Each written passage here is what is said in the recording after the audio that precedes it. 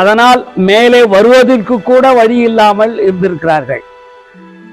இந்த கோபுர மண்டபம் எல்லாம் அடிச்சதுனால சிவலிங்கம் மட்டும் ஒரு 500 ஆண்டு காலம் வெட்ட வெளியில் இருந்திருக்கிறது. இதை பிற்காலத்தில்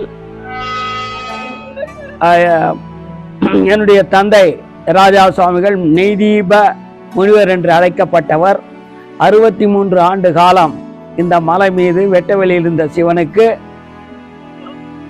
தீபம் ஏற்றி வழிபட்டு வந்திருக்கிறார். கார்த்திகை தீபம் திருவண்ணாமலை ஏற்றினால் இங்கேயும் அந்த தீபம் ஏற்றப்பட்டு வழிபாடு செய்யப்பட்டு வந்துள்ளது.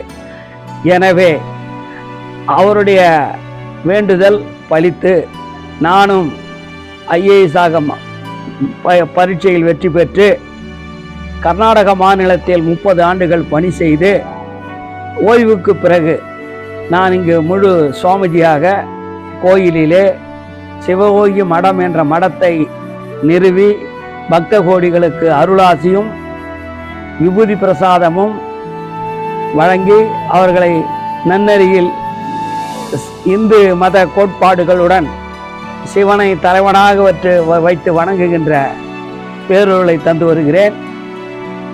இந்த திருக்கோயில் 1999 மகா கும்பாபிஷேகம் நடந்தேறியது. இந்த திருக்கோயிலை 1994 ஆரம்பித்து 1996 பிப்ரவரியில் எல்லா பூஜைகளும் நடத்தி இது நடந்து வந்திருக்கிறது என்பதை உங்களுக்கு தெரிவித்துக் கொள்கிறேன்.